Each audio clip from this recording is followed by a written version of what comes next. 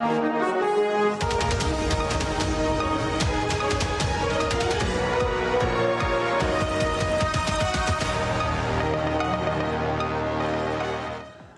मैं हूं सुधीर चौधरी और डी कोड के संडे एडिशन में आपका बहुत बहुत स्वागत है। आज सबसे पहले हम आपको यह दिखाएंगे कि जयपुर के पास कैसे सड़क के किनारे एक बस स्टैंड पर अवैध कब्जा करके उस सरकारी जमीन पर एक मस्जिद बना दी गई और जब पुलिस ने इस अवैध मस्जिद को वहां से हटाने की कोशिश की तो कुछ लोगों ने पुलिस पर ही पथराव शुरू कर दिया। इन दंगाइयों की हिम्मत देखिए, एक बार अतिक्रमण हटाने के बाद भी फिर से उसी जगह पर लोहे की रेलिंग्स लगा दी। आज हम इसी घटना को आपके लिए डिकोड करेंगे। इसके बाद हम आपको अपने देश के गमला चोरों से मिलवाएंगे। 25 दिसंबर को लखनऊ में प्रधानमंत्री मोदी ने राष्ट्र प्रेरणा स्थल का उद्घाटन किया था और इसके तुरंत बाद कुछ लोग समारोह स्थल पर सजावट के लिए लगाए गए पेड़ पौधों को ही चुरा कर ले गए।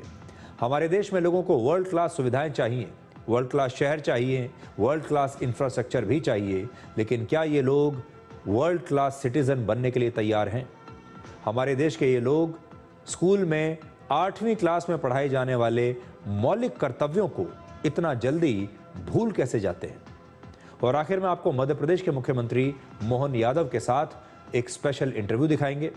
मुख्यमंत्री के तौर पर मोहन यादव के कार्यकाल के 2 वर्ष पूरे हो चुके हैं और इस मौके पर मैंने उनके साथ बातचीत की। इस इंटरव्यू में आप मोहन यादव को एक व्यक्ति के तौर पर बहुत करीब से जान पाएंगे और एक मुख्यमंत्री के तौर पर भी उनके भविष्य की सोच को आप डिकोड कर पाएंगे। राजस्थान की राजधानी जयपुर के पास अतिक्रमण करके बनाई गई एक मस्जिद को हटाना एक मजहबी मुद्दा बन गया है। इस घटना पर एक बड़ा विवाद शुरू हो गया है। जयपुर शहर से करीब 30 किलोमीटर दूर एक जगह है जिसका नाम है चोमू। सबसे पहले ये तस्वीर देखिए, ये चोमू में एक मस्जिद है, लेकिन असल में ये एक मस्जिद नहीं बल्कि एक बस स्टैंड है जो सड़क के किनारे बस यात्रियों के लिए बनाया गया था। लेकिन कुछ लोगों ने इस पूरे की पूरे बस स्टैंड को हड़प लिया और इसके साथ लगी सरकारी जमीन को भी इसमें मिलाकर एक अवैध मस्जिद का निर्माण यहां पर कर दिया। यह अवैध मस्जिद लगभग 25 साल से यहां ऐसे ही चल रही है। यह भी एक कमाल की बात है कि 25 साल से यह मस्जिद यहां पर ऐसे ही है।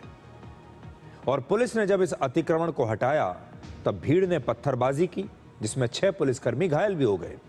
जिस मस्जिद को लेकर यह विवाद हुआ उसका नाम है कलंदरी मस्जिद और यह पूरी मस्जिद सरकारी जमीन और एक बस स्टैंड पर बनी हुई थी। इसके निर्माण के लिए सरकारी जमीन पर पत्थर की एक रेलिंग बनाकर बाकायदा ये अतिक्रमण किया गया था। रेलिंग लगाने का मतलब है कि अब यहां से हमारा इलाका शुरू हो जाता है। इस अतिक्रमण को प्रशासन ने मुस्लिम समुदाय के साथ बातचीत करके कल दोपहर को हटा दिया था। उस समय तक हालात बिल्कुल शांत थे, बातचीत हो चुकी थी, अतिक्रमण हट गया। लेकिन बाद में कुछ लोगों ने इस पर नाराजगी जताई और सोशल मीडिया पर इस घटना की चर्चा होने लगी और इसी के बाद कल इस मस्जिद के पास कई बार पत्थरबाजी की गई। फिर कुछ लोगों ने दोबारा से लोहे की रेलिंग्स लगाकर इससे दोबारा अपने कब्जे में करने की कोशिश की। पुलिसकर्मियों ने वहां पहुंचकर इस अतिक्रमण को भी हटाया और इस दौरान भीड़ ने पुलिस पर काफी पत्थरबाजी की, जिसके बाद पुलिस ने पहले लाठीचार्ज किया, फिर आंसू गैस के गोले छोड़कर हालात को नियंत्रण में करने की कोशिश की। लेकिन यहाँ मैं आपको ये बताना चाहता हूँ कि हमारा पूरा प्रशासन, हमारा पूरा सिस्टम कैसा है। 25 साल से ये मस्जिद, अवैध मस्जिद यहाँ पर ऐसे ही है। अब लोग सोचते हैं कि अगर 25 साल से यहाँ पर है तो इसका मतलब ये वैध हो चुकी है। उसके बाद अतिक्रमण हटाया जाता है और फिर इनकी हिम्मत देखिए कि जब अतिक्रमण हटाया गया तो उसी रात दोबारा से लोहे की रेलिंग लगाकर उस जमीन को दोबारा से अपने कब्जे में लेने की कोशिश की।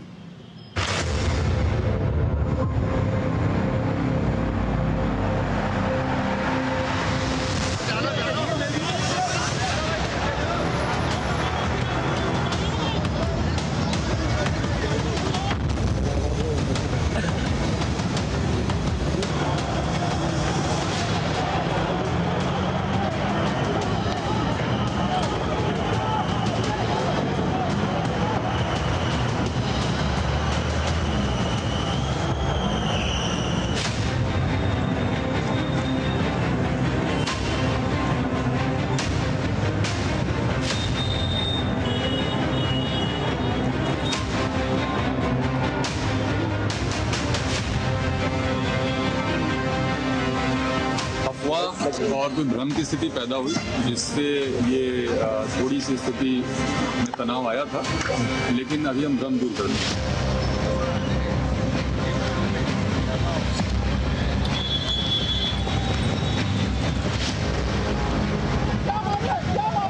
मामला नहीं है भाई। आपको क्यों पकड़ के रखा है? पता नहीं, मेरे को पता नहीं। पत्थर क्यों मारा? हम लोग परदेसी है सर, हम लोग किराए से रहते हैं। क्यों लेके आ रहे हैं? सर ये लिख रहा उनका, हम बाहर के नहीं उनका बाहर के नाम क्या है? शमशेर खान। कहाँ का फिरोजाबाद के।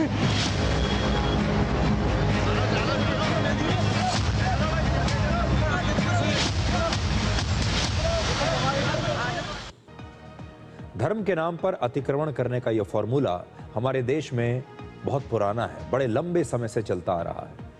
आपको याद होगा, उत्तराखंड सरकार ने वर्ष 2021 में एक सर्वे करवाया था और उस सर्वे में 1400 से ज्यादा ऐसे गैर कानूनी धार्मिक स्थल मिले जिन्हें अतिक्रमण करके बनाया गया था, सरकारी जमीन पर कब्जा करके बनाया गया था। फिर सितंबर 2025 तक इनमें से 500 से ज्यादा धार्मिक स्थलों का अतिक्रमण हटा दिया गया। वहां अतिक्रमण करने वालों में सभी धर्मों के लोग शामिल थे। इसमें 1000 से ज्यादा गैर कानूनी मज़ारें भी थीं और इस अभियान के बाद उत्तराखंड में वन विभाग की 2500 एकड़ जमीन को अतिक्रमण से मुक्त कराया गया है और ये वो जमीन है जो अब आम जनता के काम आएगी, सरकारी काम के लिए इस्तेमाल की जाएगी।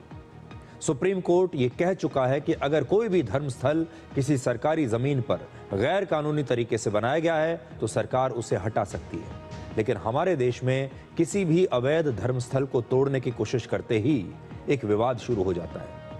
पूरी दुनिया में मुसलमानों का सबसे पवित्र स्थान माना जाता है मक्का और वहां पर भी कई बार ऐतिहासिक मस्जिदों और इमारतों को हटाया जा चुका है, लेकिन वहां मस्जिदों को हटाने पर कभी कोई विवाद नहीं होता। लेकिन हमारे देश में होता है। सबसे बड़ा सवाल है कि धर्म बड़ा है या कानून। चोमू में अतिक्रमण करके बनाई गई अवैध मस्जिद को कानून के मुताबिक ही हटाया गया है। वहां किसी धर्म का अपमान नहीं किया गया, सिर्फ सरकारी जमीन को खाली करवाया गया है। लेकिन अब कुछ नेता और कुछ राजनीतिक दल इस मस्जिद को बचाने के नाम पर राजनीति शुरू कर देंगे। वो कहेंगे कि हमारे देश में जानबूझकर एक खास धर्म के लोगों को निशाना बनाया जा रहा है और ये वो नेता होंगे जो ये सोचते हैं कि अगर उन्होंने धर्म के नाम पर किसी गलत काम का भी साथ दिया तो देश के मुसलमान उन्हें वोट देंगे। यानी इस मुद्दे पर वोट बैंक की राजनीति शुरू हो जाती है। और अगर किसी ने यह कह दिया कि कानून के मुताबिक ऐसी अवैध मस्जिदों को हटाया जाना सही है तो हमारे देश के जो लिबरल्स हैं, हमारे देश के जो सेक्युलर लोग हैं, वो उनके पीछे पड़ जाएंगे और उन पर सांप्रदायिक होने की मोहर लगा दी जाएगी। अब हम आपको अपने देश के गमला चोरों से मिलवाते हैं और इस विश्लेषण की शुरुआत एक तस्वीर से करते हैं। यह तस्वीर लखनऊ के राष्ट्र प्रेरणा स्थल की है। इस तस्वीर में आप देख पाएंगे कि कुछ लोग यहां पर फूलों के गमले उठाकर अपने घर ले जा रहे हैं। बहुत बढ़िया। राष्ट्र प्रेरणा स्थल को खूबसूरत बनाने के लिए, यहाँ की सजावट के लिए यहाँ पर पेड़ पौधे और सुंदर फूलों के गमले लगाए गए थे। ये तस्वीर गुरुवार यानी 25 दिसंबर की शाम की है और उसी दिन प्रधानमंत्री मोदी ने लखनऊ में राष्ट्र प्रेरणा स्थल का उद्घाटन किया था। इस स्थल पर बीजेपी के जो महान नेता हैं और विचारक हैं, जैसे पंडित श्यामा प्रसाद मुखर्जी, पंडित दीनदयाल उपाध्याय और पूर्व प्रधानमंत्री अटल बिहारी वाजपेयी की प्रतिमाएं लगाई गई हैं ताकि लोग इनके जीवन से प्रेरणा ले सके और इसीलिए इस जगह का नाम भी प्रेरणा स्थल रखा गया है। लेकिन सोचिए, हमारे देश के ये कुछ लोग कौन सी प्रेरणा ले रहे हैं? इन्हें चोरी की प्रेरणा मिल रही है। प्रेरणा स्थल पर यह चोरी की प्रेरणा आखिर कहां से आ रही है?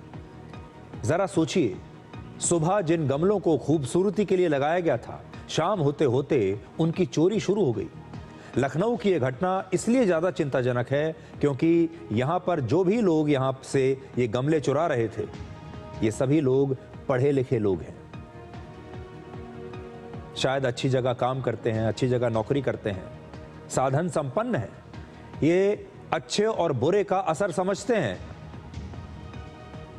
और इनमें से कई लोग आप देखिए स्कूटी पर आए हैं गमला चोरी करने के लिए। इनमें से कितने ही लोग कहीं पर नौकरी करते होंगे, कई लोग व्यवसाय करते होंगे, फिर भी कुछ पैसों के लिए, कुछ पैसे बचाने के लिए ये इन गमलों की खुलेआम चोरी कर रहे हैं। और गमला चोरी करते हुए यहां पर आपको पुरुष भी दिखाई देंगे और महिलाएं भी उनका साथ दे रही हैं। तो देखिए महिलाएं भी हैं, लोग इनके बारे में वीडियो बना रहे हैं, लोग इन्हें टोक रहे हैं कि आप ये चोरी क्यों कर रहे हैं। आने जाने वाले कई लोगों ने इनके वीडियोस बनाए। अगर आप आज देखेंगे सोशल मीडिया तो आपको बहुत सारे वीडियोस मिलेंगे जो वहां पर जो लोग आ जा रहे थे उन्होंने ऐसे लोगों के वीडियोस बनाए। इनसे कहा भी कि आप ये क्या कर रहे हैं, और ये लोग ऐसे हैं कि इन्हें कोई शर्म नहीं आई, हंसते रहे, मुस्कुराते रहे और वहां से ये गमले चोरी करते रहे। इन्हें इस चोरी का ना कोई दुख है ना कोई पश्चाताप है। सुबह भी कुछ लोग गमले ले जाते हुए दिखाई दिए हैं, मतलब रात को भी ले गए, शाम को, और आज सुबह तक इन गमलों की चोरी जारी थी। चारों तरफ फूल और गमले बिखरे हुए हैं। अब सोचिए यह हालत हो गई है कि इन गमलों को बचाने के लिए अब दूसरी जगह शिफ्ट किया जा रहा है, क्योंकि ये गमले यहां पर सुरक्षित नहीं है। और ये गमले किसके लिए लगाए गए थे?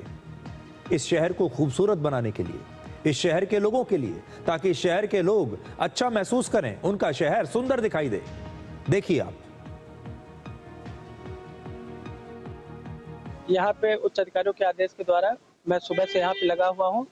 डाले से और लेबर से सारे पौधे यहाँ से लोहिया पार्क में, क्योंकि गमले कल से ही चोरी होना शुरू हो गए थे, तो रात में ही फोन आ गया था, सुबह सारी गाड़ियाँ आ गई, लेबर आ गए और सारे पौधे लोहिया पार्क में संरक्षित रखे जा रहे हैं। भारत में गमले चोरी करने की इस मानसिकता पर उत्तर प्रदेश के मुख्यमंत्री योगी आदित्यनाथ ने 1 महीना पहले ही एक ऐसा ही कटाक्ष किया था। आज उनका ये वो बयान हमें याद आ रहा है, जरा सुनिए। मैं आश्चर्यचकित था। लखनऊ में G20 की एक समिट थी।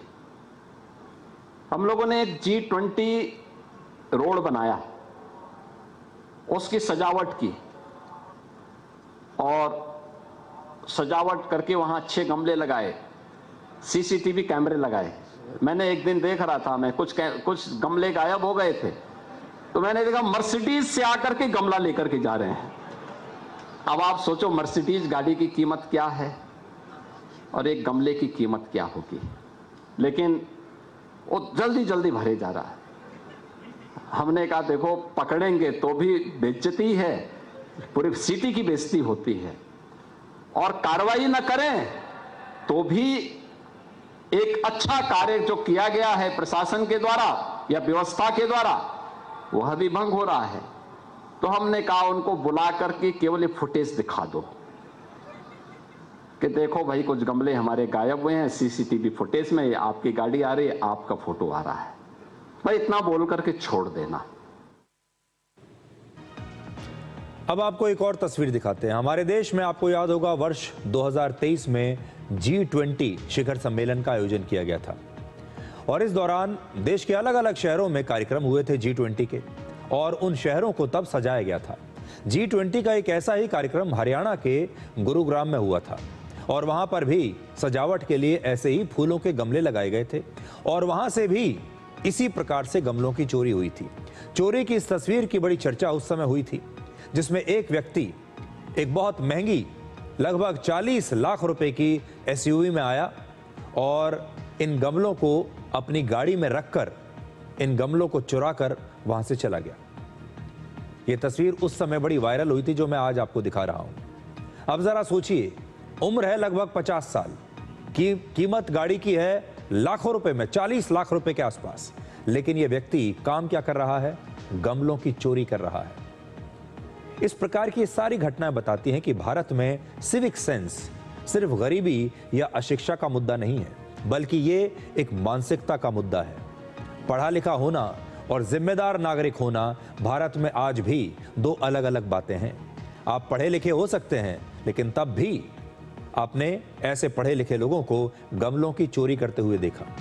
भारत जैसे देश में जहां हमारे संस्कारों में हमारी संस्कृति में, हमारे पौराणिक ग्रंथों में चोरी को सबसे बड़ा अपराध बताया गया है। कहा गया है कि मनुष्य को कभी भी चोरी नहीं करनी चाहिए। दूसरों के धन या संपत्ति का चोरी करना घोर पाप माना गया है। बचपन से सिखाया जाता है हम सबको कि चोरी करना पाप है, फिर भी लोग खुलेआम सार्वजनिक संपत्ति की चोरी कर रहे हैं। सार्वजनिक सामान की चोरी करते हुए लोगों को जरा भी शर्म नहीं आती, और इसकी सबसे बड़ी वजह है हमारे समाज की सोच, जो ये मानता है कि सार्वजनिक वस्तुओं का मतलब होता है मुफ्त की चीज। उनके दिमाग में ये बात बैठी हुई है कि अगर कोई चीज सार्वजनिक है, पब्लिक प्रॉपर्टी है, या वो सरकार की प्रॉपर्टी है, तो वो मुफ्त है और उसके साथ कुछ भी किया जा सकता है। आपने देखा होगा जब इस प्रकार की सार्वजनिक वस्तुएं होती हैं जो सड़कों पर रखी होती हैं तो लोग उन्हें चोरी करते हैं। जब दंगे फसाद होते हैं, विरोध प्रदर्शन करना होता है, तो हमारे यहां सबसे पहले पब्लिक प्रॉपर्टी को ही तोड़ा जाता है, नष्ट किया जाता है, उसमें आग लगाई जाती है। हम वो देश हैं, हम अपनी ही बसों में आग लगाते हैं, अपनी ही ट्रेन में आग लगाते हैं, अपने ही रेलवे स्टेशन में या बस अड्डे पर आग लगाते हैं, अपने ही यहां अपनी ही गाड़ियों को तोड़ते हैं विरोध प्रदर्शन करने के लिए, सरकारी बिल्डिंग्स को नुकसान पहुंचाते हैं। हमारे लिए वही चीज कीमती है जो हमने अपनी जेब से खरीदी है, जो टैक्स के पैसों से बनी है, जो सरकार की है या जो पब्लिक प्रॉपर्टी है। उसका मतलब है ये किसी और की है और ये मुफ्त की चीज है, इसे कोई भी ले जा सकता है। भारत में आज एक अजीब सा विरोधाभास दिखाई देता है। हमारे देश के लोगों को वर्ल्ड क्लास शहर चाहिए, वर्ल्ड क्लास हाईवेज चाहिए, वर्ल्ड क्लास एयरपोर्ट्स चाहिए, वर्ल्ड क्लास मेट्रो चाहिए, वर्ल्ड क्लास सुविधाएं और वर्ल्ड क्लास इंफ्रास्ट्रक्चर चाहिए। सब कुछ शानदार चाहिए। सोशल मीडिया पर लोग यूरोप, सिंगापुर और जापान के वीडियो शेयर करते हैं, चीन के वीडियो भी शेयर करते हैं और कहते हैं कि काश भारत भी इतना साफ और स्वच्छ होता। लेकिन जब वही सुविधाएं भारत में सरकार देने की कोशिश करती है तो लोग उनका ध्यान रखने की बजाय तोड़फोड़ करते हैं, गंदा करते हैं और चोरी करते हैं। आज बड़ा विषय जो मैं आपके सामने लेकर आया हूं वो ये है कि हमें वर्ल्ड क्लास शहर तो चाहिए, लेकिन क्या हमारे देश के लोग वर्ल्ड क्लास नागरिक बनने के लिए तैयार हैं? क्या हमारे देश के लोग वर्ल्ड क्लास सिटीजन्स बनने के लिए तैयार हैं? उन्हें सरकार तो वर्ल्ड क्लास चाहिए, सुविधाएं वर्ल्ड क्लास चाहिए, लेकिन क्या वो खुद भी वर्ल्ड क्लास बनना चाहते हैं? हमारे देश में बचपन से ही बच्चों को यह सिखाया जाता है कि अपना कमरा साफ रखो, अपना घर साफ रखो, अपनी चीजों को साफ रखो, लेकिन बच्चों को यह नहीं सिखाया जाता कि देश की सड़कें भी आपके घर की तरह हैं, आपके कमरे की तरह हैं, इन्हें भी साफ रखो। देश भी आपका घर है। आप अपने बच्चों से अक्सर ये बात कहते हैं कि मेहमान आने वाले हैं, अपना घर साफ रखो, लेकिन ये नहीं कहते कि शहर में भी मेहमान आते हैं, शहर को भी साफ रखो।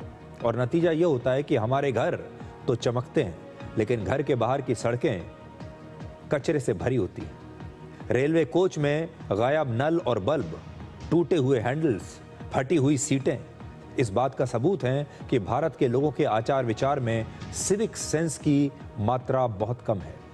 सड़क पर कचरा फैलाना, सड़क पर थूक देना, मेट्रो, ट्रेन, पार्क और ऐतिहासिक इमारतों को गंदा करना हमारे देश में सामान्य सी घटनाएं हैं। विडंबना यह है कि यही नागरिक जब विदेश जाते हैं तो वहां के नियमों का पूरी तरह पालन करते हैं। दुबई में कोई भारतीय कूड़ा नहीं फेंक सकता, सिंगापुर में कोई भारतीय सड़क पर थूकता नहीं है, जापान में कोई भारतीय सार्वजनिक संपत्ति को नुकसान पहुंचाने के बारे में सोच भी नहीं सकता।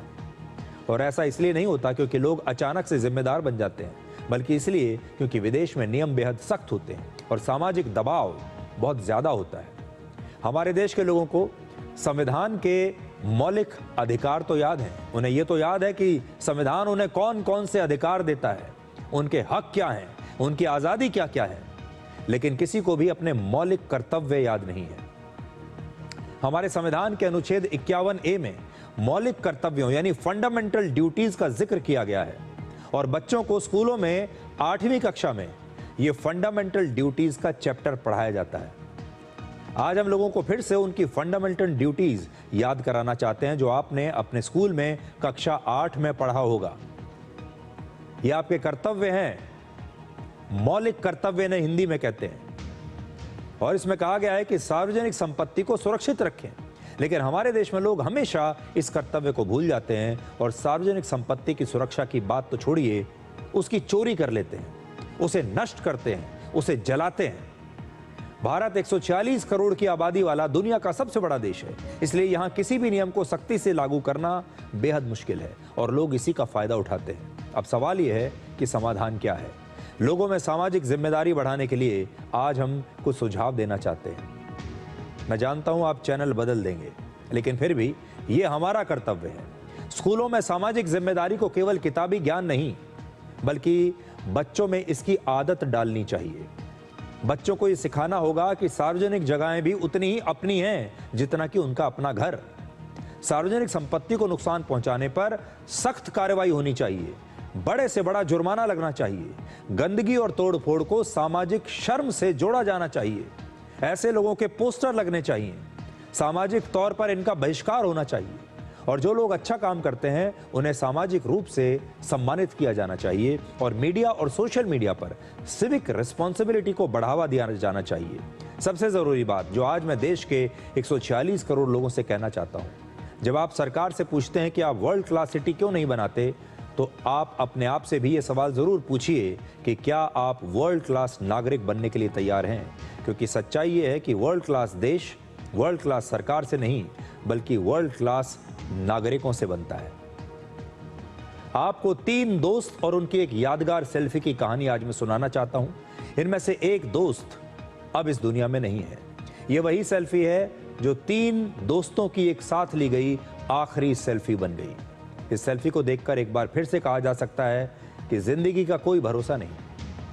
यहां आप मुस्कुरा रहे हैं, आपके आंखों में सपने हैं, आप अपनी मंजिल तक एक यात्रा पर निकले हैं, लेकिन नहीं जानते कि ये यात्रा अधूरी रह जाएगी। 25 दिसंबर को हमने कर्नाटक के चित्रदुर्ग जिले में हुई एक बस दुर्घटना की खबर आपको दिखाई। अब आपको इस दुर्घटना से पहले की ये तस्वीर दिखा रहे हैं। 3 दोस्तों की एक सेल्फी है और ये 24 दिसंबर की है।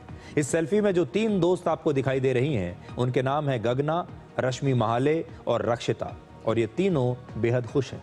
जब कोई सेल्फी लेता है तो खुश होकर ही लेता है और उस पल को यादगार बनाना चाहता है, और ये तीनों दोस्त भी यही कर रही थी। इस सेल्फी में पीछे एक स्लीपर बस दिखाई दे रही है आपको, देखिए। ये वही बस है जिसमें तीनों दोस्त थोड़ी देर के बाद यात्रा करने वाली थी, इसीलिए सफर से पहले उन्होंने ये सेल्फी ली, और वो भी इस बस के साथ। कुछ ही घंटों के बाद इसी बस में दुर्घटना के बाद आग लग गई और इनमें से रश्मि की इस दुर्घटना में मौत हो गई, जबकि 2 दोस्त गगना और रक्षिता अब भी अस्पताल में भर्ती हैं। तीनों दोस्त एक ही कंपनी में काम करती थीं। रश्मि के घर छुट्टियां मनाने के लिए जा रही थीं, लेकिन अब रश्मि इस दुनिया में नहीं है। 22 साल की रश्मि को क्या पता था कि जिस बस में वो सफर करने वाली है वही उसकी जिंदगी का आखिरी सफर बन जाएगा, और इसीलिए कहा जाता है जिंदगी का कोई भरोसा नहीं। आजकल हमारे देश में स्लीपर बसों का हाल ऐसा ही है, इनका कोई भरोसा नहीं। ये चलती फिरती ताबूत बन चुकी है। स्लीपर बस में आप अगर एक बार बैठते तो इसलिए हैं कि आप अपनी मंजिल तक पहुंचेंगे, लेकिन हो सकता है कि यह आपके जीवन की यात्रा को ही समाप्त कर दे। पिछले 3 महीनों में स्लीपर बसों में आग लगने की 6 बड़ी घटनाएं हुई और इनमें 60 से ज्यादा लोगों की मौत हुई है, जिनमें से रश्मि भी एक है, जिनकी तस्वीर हमने आपको दिखाई। तो आप यहाँ ये देख पाएंगे कि ये जो स्लीपर बसें हैं, इनका हमारी सरकार को, हमारे प्रशासन को कुछ ना कुछ तो करना पड़ेगा।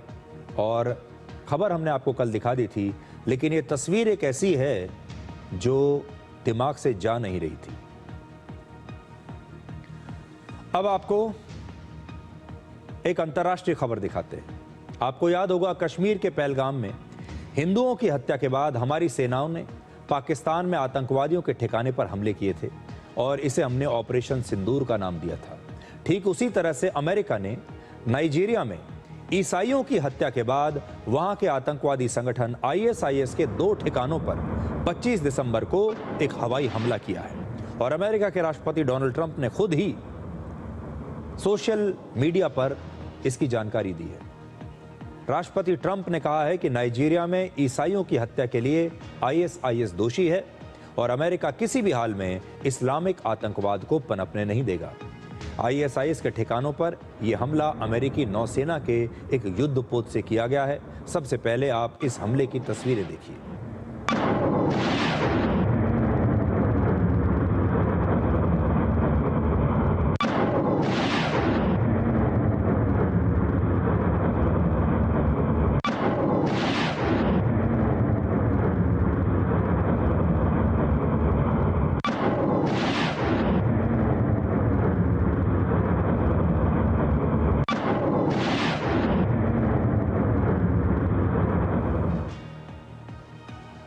अब आपको दुनिया के मानचित्र पर दिखाते हैं कि ये नाइजीरिया कहां पर है और ये हमला जहां पर हुआ है इसे आप नक्शे पर देखिए।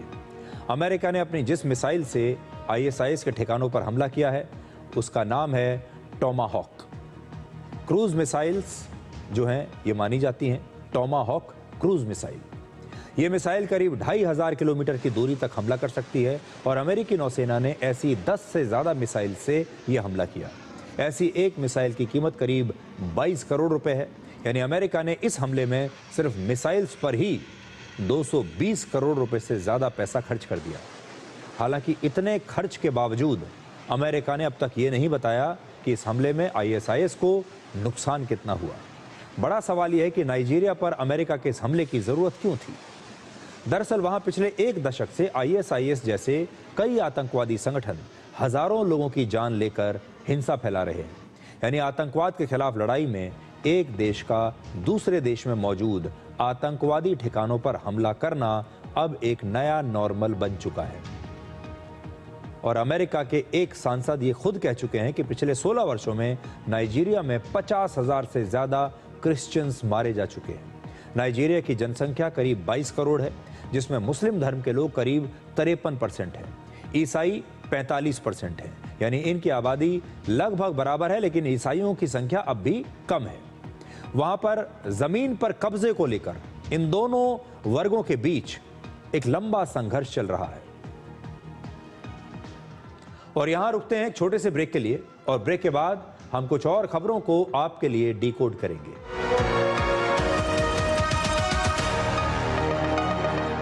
क्या तनाव आपके मानसिक और शारीरिक स्वास्थ्य पर बुरा असर डाल रहा है और आप समय प्रबंधन नहीं कर पा रहे?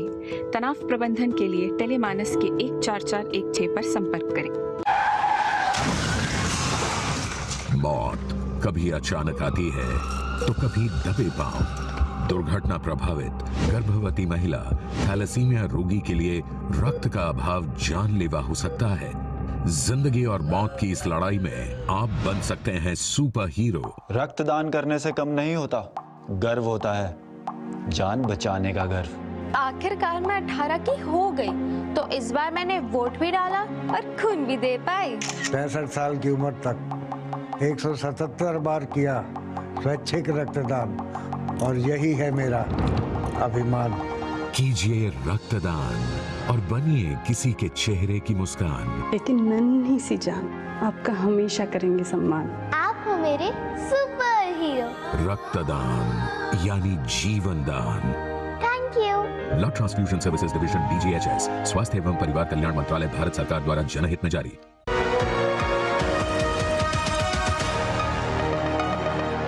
दूरदर्शन न्यूज के इस मंच पर मैं मध्य प्रदेश के मुख्यमंत्री श्री मोहन यादव का बहुत बहुत स्वागत करता हूं।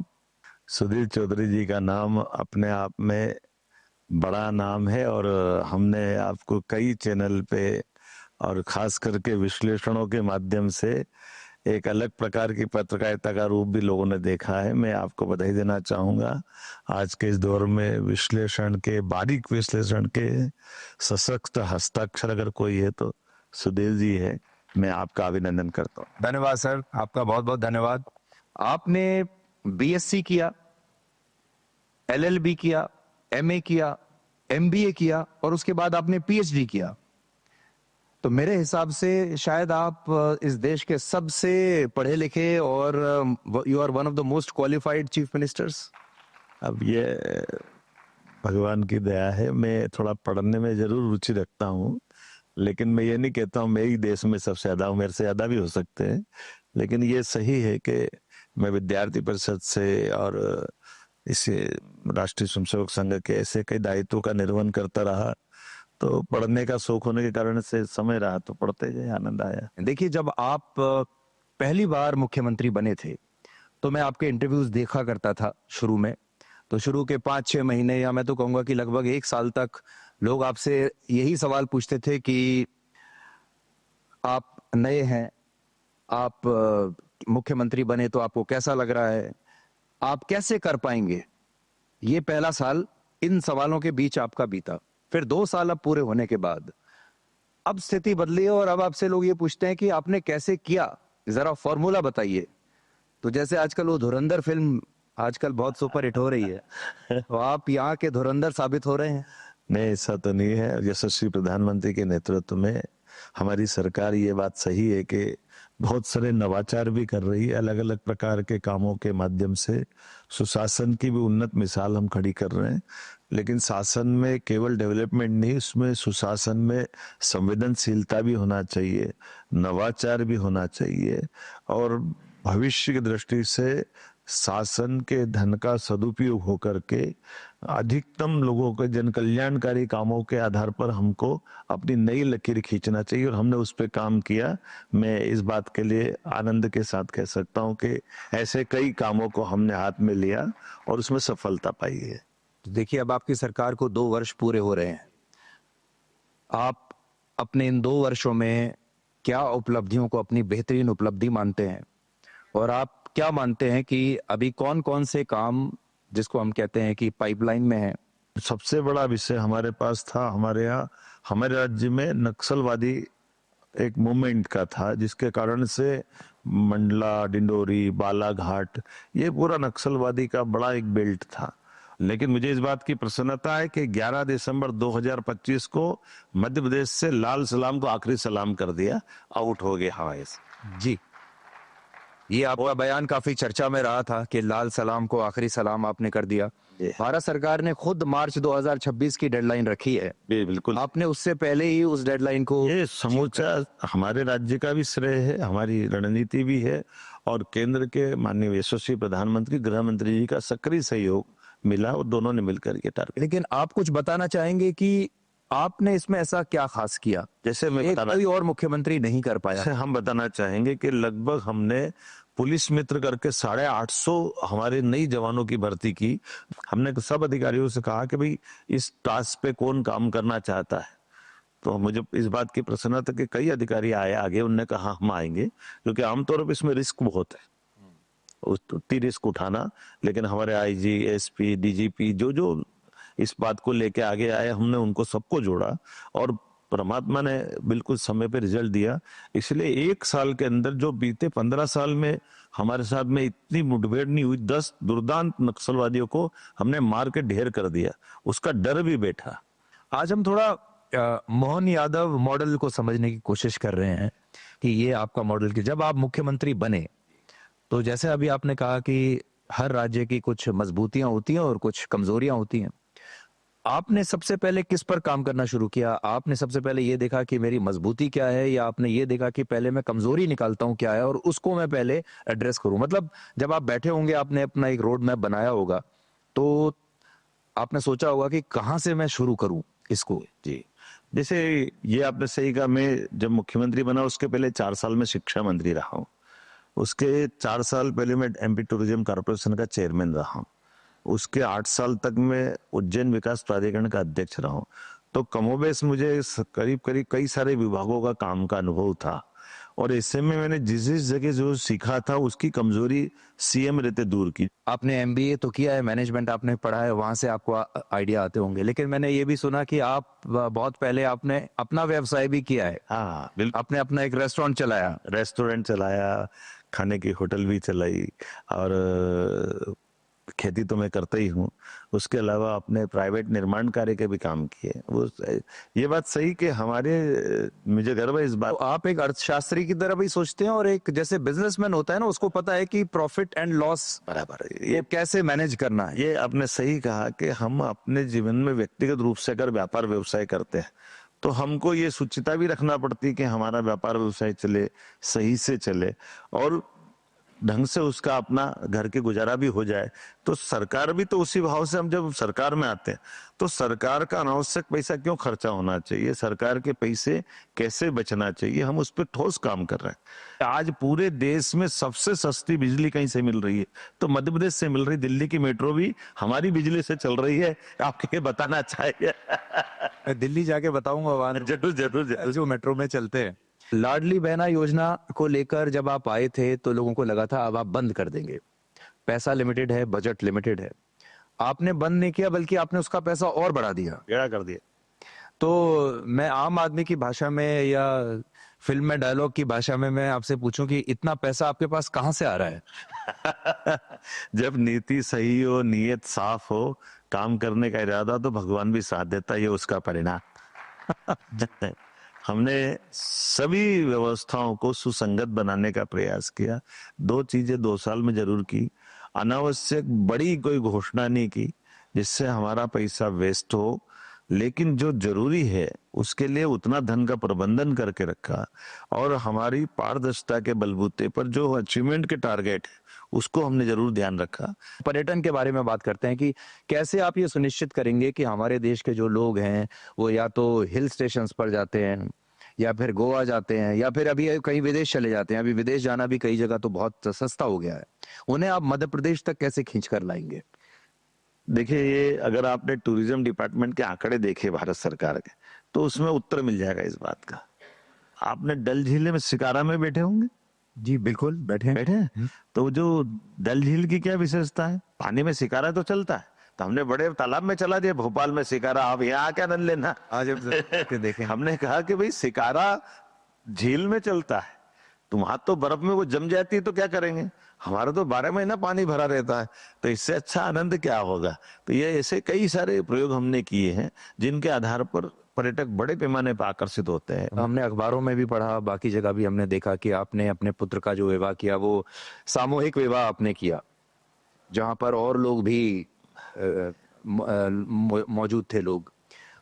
तो ये आपको ख्याल कैसे आया? वास्तव में आपने जो कहा बिल्कुल सही है। मेरे बच्चे का जहाँ विवाह, वहाँ हमारे पास के एक होटल का वेटर का बेटा भी था, एक ड्राइवर का बेटा भी था, एक गरीब किसान का बच्चा भी था। सभी प्रकार के, सभी समाजों के, कोई एक समाज विशेष नहीं। ये जो हमारे लिए आदर्श, ऊपर गंगोत्री तो गंगा से आती, मोदी जी का उदाहरण हमने सबने देखा। उनकी माँ का अंतिम संस्कार हुआ और उनने कितनी सरलता के साथ, तो हमारे द्वारा भी इन सब बातों को सीखते हुए कि जीवन में अपने अनावश्यक दिखावा क्यों करना चाहिए। बड़ा आदमी दिखावा करेगा, छोटे पे खर्चा आएगा। मैं तो शिक्षा मंत्री था, तब से इस पे आग्रह करता था। जब आपने अपने बेटे को कहा कि आपका विवाह मैं सामूहिक विवाह के दौरान करवाऊंगा, तो उनकी क्या प्रतिक्रिया थी, आपके परिवार की क्या प्रतिक्रिया थी? उन्होंने तो ये सोचा होगा कि भाई अगर हमारे पिता मुख्यमंत्री बन गए तो अब बहुत जोर शोर से, बहुत भव्य हमारा विवाह होगा, जैसा कि हम देखते हैं। केवल इतना सा बताना चाहूंगा, मेरे मुख्यमंत्री थे, मेरे दोनों बेटे का विवाह हुआ। इससे पहले बड़े वाले का हुआ था, तो बड़े वाले का विवाह भी 100 लोगों में हुआ था, तो थोड़ी तो कल्पना पहले से उसको थी। लेकिन ये भी सर्जन है जिसकी मैंने शादी की, उससे छोटा उसकी जो बहू है वो भी डॉक्टर है। तो ऐसे उनने हंसते हंसते कहा था कि पापा क्या करना, तो मैंने कहा बताओ क्या करना। हमने कहा हम तो सामूहिक विवाह का सोच रहे हैं। तो उन्होंने कहा ठीक है, मैं तैयार हूँ, मुझे कोई परेशानी नहीं। मैंने ये भी सुना कि आप जब से मुख्यमंत्री बने, आप मुख्यमंत्री आवास में अकेले रहते हैं। हाँ, और परिवार आपके साथ अभी नहीं रहता है? नहीं, अब क्या है, हमारे कभी कभी आता जाता है। हाँ, मेरे साथ थोड़ा सा परिवार बहुत छोटा सा है।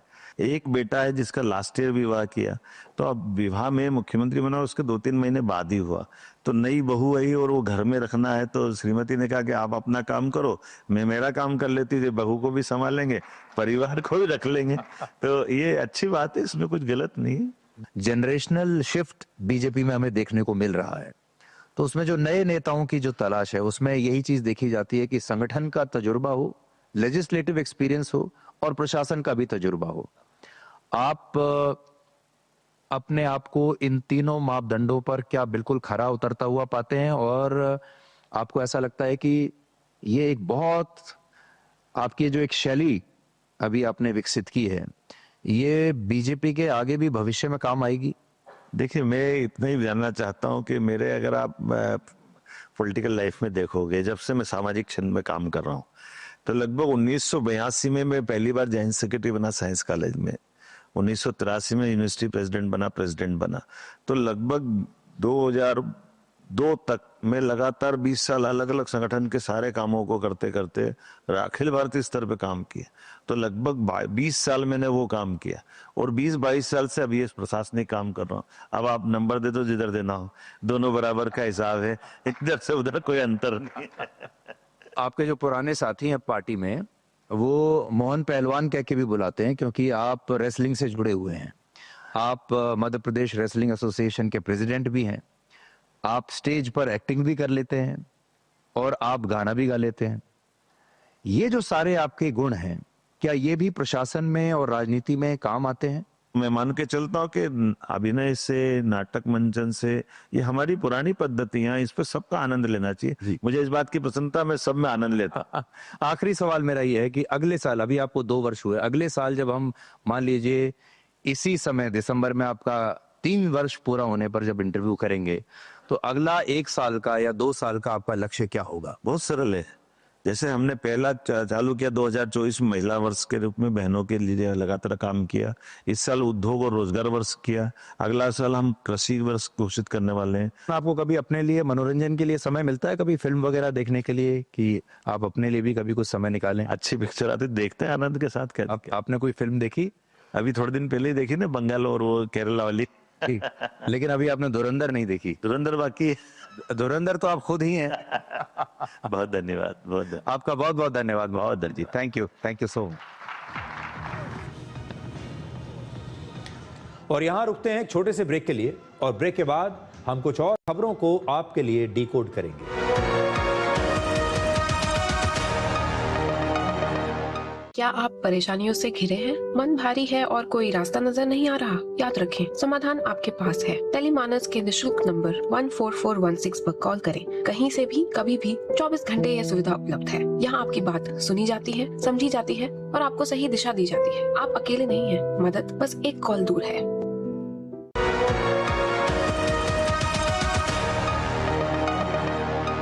वर्ष 2025 खत्म होने में कुछ ही दिन बचे हैं।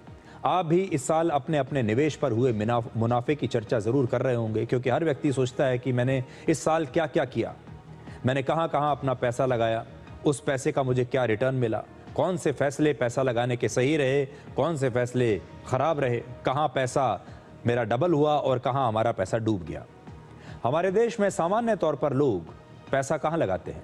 सोना चांदी खरीदते हैं, शेयर बाजार में पैसा लगाते हैं, और या फिर प्रॉपर्टी में इन्वेस्ट करते हैं, रियल एस्टेट में। आज आपको यह बताएंगे कि इस साल इनमें से किस एसेट ने कितना रिटर्न दिया। इस साल अब तक सबसे ज्यादा रिटर्न जो आया है वो चांदी ने दिया है। चांदी में इस साल करीब 165% का मुनाफा हुआ है। 1 जनवरी को 1 किलो चांदी का भाव 90,500 रुपए था, जो 26 दिसंबर को बढ़कर 2,40,000 रुपए हो चुका है।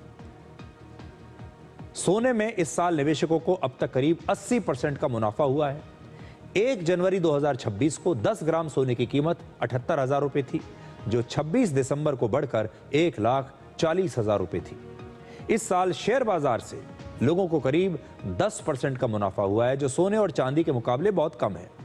देखने में शेयर बाजार का मुनाफा हो सकता है आपको कम लग रहा है, लेकिन यहां यह समझना जरूरी है कि शेयर बाजार में 9 या 10% का रिटर्न काफी अच्छा माना जाता है। इस साल सोने चांदी की तेजी को देखकर कई लोगों को यह अफसोस हो रहा होगा कि उन्होंने चांदी में निवेश क्यों नहीं किया, लेकिन यहां एक बात याद रखना जरूरी है कि इस साल चांदी की तेजी कोई सामान्य घटना नहीं थी। अक्सर जब दुनिया भर में डर का माहौल बनता है तो सोना और चांदी का निवेश बढ़ जाता है। सोने और चांदी में लोग ज्यादा पैसा लगाते हैं क्योंकि चारों तरफ अनिश्चितता है, क्योंकि सोना और चांदी को एक तरह का इंश्योरेंस माना जाता है। तो यहां तक तो बात ठीक है। इंश्योरेंस कब खरीदते हैं, कभी आपने ये सोचा है? आप इंश्योरेंस में ज्यादा पैसा कब डालते हैं? तब डालते हैं जब भविष्य को लेकर आपके मन में डर होता है, भविष्य को लेकर अनिश्चितता होती है, जब आप नहीं जानते कि कल क्या होने वाला है और कल आपको जो भविष्य है वो ज्यादा ब्राइट नजर नहीं आ रहा, अंधकार में नजर आ रहा है। इस समय दुनिया भर में तनाव का माहौल है और अमेरिका के राष्ट्रपति ट्रंप के टैरिफ की वजह से निवेशक डरे हुए हैं। इसीलिए इस साल सोने और चांदी में जमकर खरीदारी हुई है। फॉरेन इंस्टीट्यूशनल इन्वेस्टर्स, जिन्हें विदेशी निवेशक हम कहते हैं, उन्होंने इस साल लगातार अपने शेयर बेचे हैं। FIIs इस साल अब तक करीब 1,60,000 करोड़ रुपए अपने निकालकर वापस अपने देश ले गए हैं। वहीं भारतीय निवेशकों को देश की अर्थव्यवस्था पर भरोसा रहा और इसी भरोसे की वजह से घरेलू निवेशक, जिसे हम DIIs कहते हैं यानी डोमेस्टिक इंस्टीट्यूशनल इन्वेस्टर्स कहते हैं, ये पूरे साल इन्होंने खरीदारी की, यानी ये खरीदते रहे। नवंबर तक भारतीय निवेशकों ने शेयर बाजार में 7 लाख करोड़ रुपए से ज्यादा की खरीदारी की। इस साल डीमैट अकाउंट्स, जिसके जरिए शेयर बाजार में निवेश होता है, उनकी संख्या बढ़कर 21 करोड़ से ज्यादा हो गई। ये आंकड़े बताते हैं कि भारतीय बाजार अब मजबूत हो गए हैं और वो अंतर्राष्ट्रीय परेशानियों को आसानी से झेलने में सक्षम है। भगवद गीता में भगवान श्री कृष्ण कहते हैं कि आत्मा अजर, अमर और अविनाशी है, लेकिन शरीर नश्वर है। लेकिन अब पूरी दुनिया में शरीर को भी अमर बनाने के लिए अलग अलग प्रकार के प्रयोग किए जा रहे हैं। आज हम आपको एक ऐसे ही व्यक्ति की कहानी सुना रहे हैं जो इस मिशन पर काम कर रहा है कि कैसे हम मृत्यु को टाल सकते हैं। इस व्यक्ति का दावा है कि वर्ष 2039 तक, यानी सिर्फ 14 वर्षों के अंदर, इंसान इस स्थिति में आ जाएगा कि वो अपनी मृत्यु को टाल पाएगा। और यह दावा करने वाले इस व्यक्ति का नाम है ब्रायन जॉनसन। 48 वर्ष के ब्रायन जॉनसन अमेरिका के एक उद्योगपति हैं और सबसे बड़ी बात यह है कि वो अपनी मृत्यु को टालने के लिए अपने ही शरीर पर बहुत सारे वैज्ञानिक प्रयोग कर रहे हैं। ब्रायन ने पिछले 6 वर्षों में अपने शरीर को एक चलती फिरती प्रयोगशाला बना दिया है। उनका दावा है कि पिछले 1 साल में उनकी बायोलॉजिकल एज बिल्कुल भी नहीं बढ़ी है। उनका कहना है कि 42 वर्ष की उम्र में उनका शरीर काफी बीमार हो चुका था, थक चुका था, जिसके बाद उन्होंने अपने खान पान और अपने लाइफस्टाइल में एक बहुत बड़ा बदलाव किया। वो हर साल अपनी हेल्थ और एंटी एजिंग लाइफस्टाइल पर लगभग 17 करोड़ रुपए खर्च करते हैं। ब्रायन हर दिन 40 प्रकार के अलग अलग सप्लीमेंट्स लेते हैं। उनके खाने पीने से लेकर नींद की निगरानी करने के लिए 30 डॉक्टरों की एक टीम है और उन्होंने अपनी बायोलॉजिकल एज को अब रोक दिया है। उनकी उम्र 48 वर्ष है, हालांकि उनके शरीर की उम्र उनकी वर्तमान उम्र से कम है और इसे रिवर्स एजिंग कहा जाता है, यानी इंसान जो है वो जवान होने लगता है बूढ़ा होने की बजाय। उन्होंने अपने शरीर को दोबारा जवान बनाने का दावा किया है। उनके डॉक्टरों के मुताबिक ब्रायन के लंग्स और उनका हार्ट किसी 18 वर्ष के इंसान जैसा हो चुका है। ब्रायन जॉनसन अब यह दावा कर रहे हैं कि उनका अगला लक्ष्य वर्ष 2039 तक मृत्यु को भी टाल देना है और उनका तर्क है कि फ्रेश वाटर हाइड्रा कभी बूढ़ा नहीं होता। फ्रेश वाटर हाइड्रा एक बहुत ही छोटा जीव है जो पानी में रहता है। इसी प्रकार से जेलीफिश अपनी उम्र को उल्टा कर सकती है, रिवर्स कर सकती है। और एक और समुद्री जीव लॉबस्टर में एक ऐसा एंजाइम है जो उसके डीएनए को कभी बूढ़ा नहीं होने देता। और ब्रायन जॉनसन का कहना है कि हमें बस प्रकृति के इस बायोलॉजिकल सॉफ्टवेयर को इंसान के शरीर में ट्रांसफर करना है। लेकिन यह मिशन इतना आसान नहीं है। यह सब कुछ नई थेरेपीज और नई दवाइयों और टेक्नोलॉजी पर निर्भर करता है और यही सबसे बड़ी चुनौती है, क्योंकि इनमें से कई दवाओं से शरीर को नुकसान या साइड इफेक्ट्स भी हो सकते हैं और कैंसर जैसी खतरनाक बीमारी भी हो सकती है। आपके डीएनए में बदलाव आ सकता है।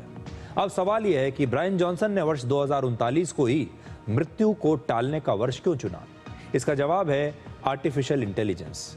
ब्रायन का दावा है कि एआई की वजह से नई नई दवाइयां, नए प्रकार के इलाज, नए प्रयोग और नए आविष्कार पहले से कहीं ज्यादा तेजी से हो रहे हैं और अब पूरी दुनिया में एआई और बायोटेक्नोलॉजी की मदद से मृत्यु को टालने की कोशिश की जा रही है। लेकिन भारत की पौराणिक कथाओं में कई बार अमरता का उल्लेख मिलता है। भारत के धर्म ग्रंथों में 8 ऐसे महापुरुषों का जिक्र किया गया है जो चिरंजीवी यानी अमर है, जिनमें हनुमान, महाभारत काल के अश्वत्थामा और कृपाचार्य, राजा बलि, महर्षि वेदव्यास, रावण के भाई विभीषण, भगवान परशुराम और मार्कंडेय ऋषि शामिल हैं। लेकिन अब दुनिया के कई देश विधि के इस विधान को बदलने की कोशिश में हैं और अलग अलग रूपों में अमरता का ये कॉन्सेप्ट अब बेचा जा रहा है। दुनिया का हर इंसान हमेशा जवान बने रहना चाहता है, लेकिन बूढ़ा होना कोई नहीं चाहता। इसलिए बड़े बड़े वैज्ञानिक, दुनिया की बड़ी बड़ी मल्टीनेशनल कंपनियां और बड़े बड़े अरबपति मिलकर बुढ़ापे को रोकने या बुढ़ापे को धीमा करने के फॉर्मूले की तलाश में हैं और सिर्फ अकेले वर्ष 2025 में ही लगभग 1,70,000 करोड़ रुपए इन प्रयोगों पर खर्च किए गए हैं, इस रिसर्च पर खर्च किए गए हैं ताकि उम्र और मौत को मात दी जा सके। तो आज डिकोड में इतना ही। अब आपसे हमारी अगली मुलाकात होगी कल यानी सोमवार रात 9 बजे। तब तक आप खुश रहिए, सुरक्षित रहिए, स्वस्थ रहिए। नमस्कार।